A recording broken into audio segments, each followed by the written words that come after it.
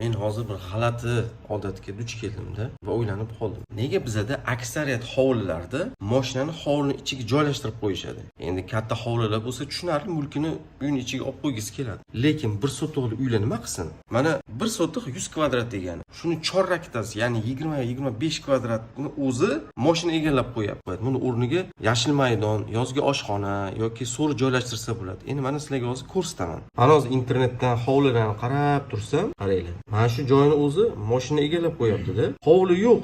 Bu kotej uy, lekin hovlidan asar yo'q. Xuddi domiga o'xshab, shuni uydan darvozadan uyni ichiga kirib ketadi. Uyning ichidan ham xunuk ko'rinadi. Matga mashina qo'yadi, bo'ldi. Xuddi garajda yashayotganga o'xshab qoladi-da. Tashqaridan ko'rinish. Bunaqa holatlarda quyidagicha yechim bersa bo'ladi. Mana qarang, qizil chiziq bor, ya'ni liniya zastroy. Mashina uchun ajratmoqchi bo'lgan darvozaxonangizda shu chiziqdan ichkariga uy solishni boshlaysiz-da, tepasiga boloxona qurasiz, ya'ni konsol qilib chiqarasiz. Mana shu konsol ostida hosil bo'lgan maydon mashina uchun joy bo'lib qoladi. Bemalol peshixod trotuar ham qoladi, katta yo'l ham qoladi. Misol uchun baribir uyga birrov kelib ketsangiz ham mashinangiz tashqariga qoldirib ketasiz, to'g'rimi? Endi keyinchalik mashinangiz doim tashqarida turadi. Zato hovlisi yaxlit bitta bemalol keng hovli paydo bo'lib qoladi. Hozir men sizlarga quyidagi proyektlarda buni namuna tariqasida ko'rsataman. Eron, Iroq shunga o'xshagan davlatlarning dizayn kodi bizaniki bilan deyarli bir xil. Mana bularda quyidagicha yechim. Ko'ryapsizmi mana? Uyni ichkariga solib qo'yibdi.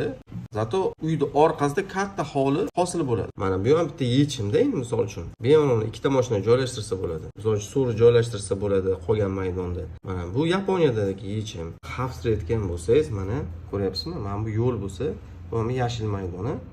Mana bu yerda bemalol reshotka qilib mashinangizni panjara ortida bekitib qo'ysangiz ham bo'ladi. Bunaqa tajriba Yaponiyada juda ko'p qo'llanar ekan va yaqin sharq davlatlarida ham qo'llanadi. Bu narsani o'zimizda qo'llasak ham bo'ladi.